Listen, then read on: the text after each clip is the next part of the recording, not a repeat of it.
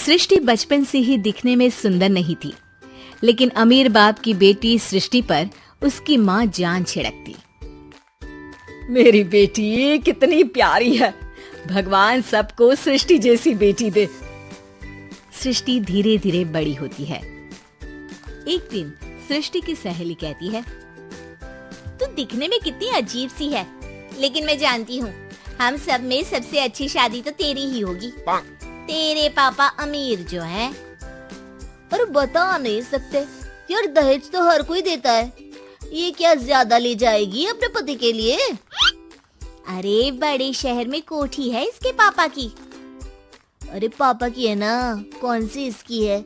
इसकी होती तब तो कोई भी लड़का इससे शादी कर लेता। अरे पापा की मतलब पापा की है तो मेरी ही है ना? किसने कहा? अब तेरी तो तब होगी ना जब तेरा भाई ना हो। वैसे भी शादी के बाद सारी प्रॉपर्टी भाई के नाम होती है।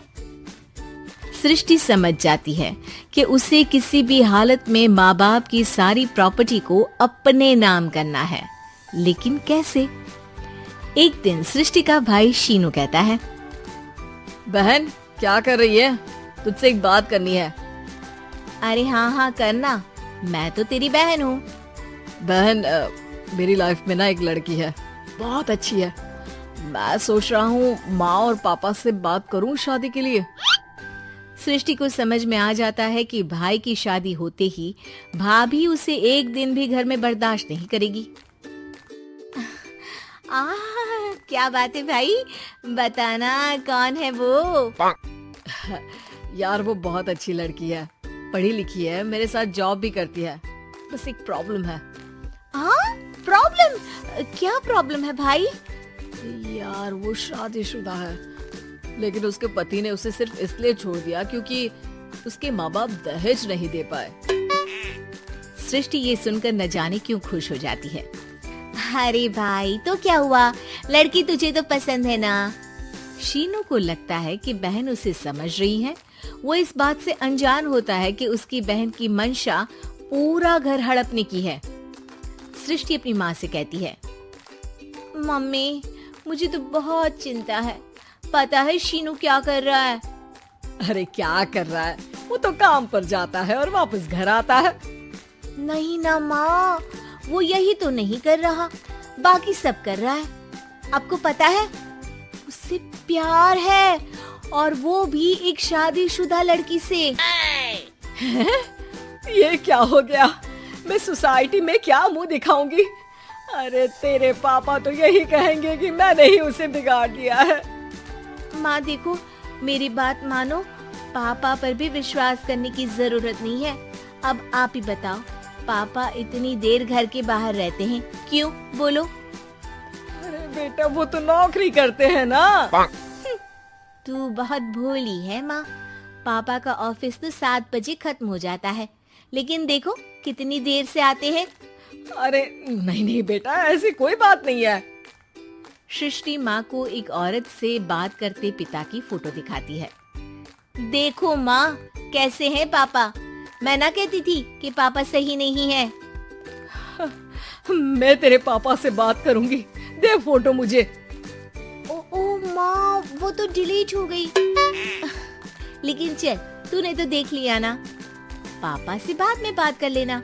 और हाँ, मेरा नाम बिल्कुल मत लेना। हाँ माँ। अब क्या था, सृष्टि के माँ और पिता के बीच झगड़ा होना शुरू हो जाता है। सृष्टि के मन में क्या चल रहा था कोई नहीं जानता था। एक दिन, माँ सृष्टि के लिए एक लड़का देखा है, वो लोग शाम को उसे देखने आने वाले हैं। और हाँ माँ, एक खुशखबरी, मैं और पापा मिलकर एक नया बिजनेस ट्राई कर रहे हैं। शाम को लड़का आता है, सांवले रंग का। सृष्टि को तो बिल्कुल भी पसंद नहीं आता। लड़की की माँ कहती है, लड़की का चेहरा तो कोई खास नहीं, लेकिन अगर मेरे बेटे को आप लोग सेटल कर दें तो मैं उसकी शादी आपकी बेटी से करवा दूं। सृष्टि को लड़का बिल्कुल पसंद नहीं था। उसे भाई पर गुस्सा आ जाता है। लड़के वालों के जाने के बाद कहती है, माँ देखा शीनू मेरे लिए कैसा लड़का लेकर आया, न दिखाने लायक न सुनने लायक, सेटल भी नहीं, वो भी हम करे। अरे माँ मैं जानती हूँ ये मेरी शादी किसी भी घर में क्यों करवाना चाहता है? अरे कैसी बात कर रही है बहन, तूने तो देखा ना, लड़के को मैंने ही मना कर दिया तुझसे शादी के लिए। जिसने लड़का बताया था उसने उसकी बहुत तारीफ की थी। बात आई गई हो जाती है, लेकिन सृष्टि का मन शांत नहीं होता। क्या करूं, कुछ समझ में नहीं आ रहा। मेरी शादी हो गई तो ये लोग पूरी प्रॉपर्टी शीनू के नाम कर देंगे। मेरे हाथ तो कुछ लगेगा ही नहीं। तभी सृष्टि को आइडिया आता है। वो किसी वकील को फोन करती है। जी देखिए, अगर आपके मम्मी पापा का तलाक हो जाता है तो आपके पिता की आधी प्रॉपर्टी आपकी माँ के नाम हो जाएगी, फिर उसे वो किसी को भी दे सकती है। सृष्टि अब माँ को बेटे के खिलाफ भरती है। माँ, शीनू पर नजर रखा करो। वो जिस लड़की के प्यार में है ना, वो शादीशुदा है। यहाँ आएगी, सारा पैसा, रुपया, जमीन, जायदाद सब हड़प लेगी। पापा का भी हाल तुमसे छुपा नहीं है। ऐसा ना हो कि मैं और आप एक दिन सड़क पर भीख मांगे। हे भगवान, मैं तो जीते जी मर जाऊंगी अगर ऐसा हो गया तो। ऐसा हो गया नहीं माँ, ऐसा ही होगा। अभी समय है, आगे का सोच लो। मैं तो कहती हूँ पापा से आधी प्रॉपर्टी लेकर अलग हो जाओ। पापा की आधी प्रॉपर्टी भी हम लोगों को अगर मिल जाती है ना, तो अगले 7 जन्म सफल समझो। बेचारी माँ बेटी के कहने पर पति से तलाक लेकर अलग हो जाती है। सृष्टि अब पैसों से गाड़ी और अपने दूसरे महंगे शौक पूरे करने लगी। उसके दोस्त भी उसके पैसे इस्तेमाल करते। सृष्टि, कल तुम कहाँ थी? मैं सारा दिन घर पर अकेली थी। तो मैं क्या करूं? मैंने ठेका तो नहीं लिया है ना तुम्हें संभालने का। माँ को सृष्टि से ये उम्मीद नहीं थी। वो बैठकर रोने लगती है। वहीं उसका पति यानी कि सृष्टि के पिता आ जाते हैं। मैं जानता था कि तुम्हारा यही हाल होगा, तो आपने मुझे रोका क्यों नहीं? मैं रोकता तो तुम रुकती क्या? सृष्टि के कहने पर तुमने मुझ पर, अपने बेटे पर शक किया, लेकिन तुम ये भूल गई कि कैसे हम दोनों ने मिलकर जीवन में इतना सब खड़ा किया। माँ पति के गले लग जाती है।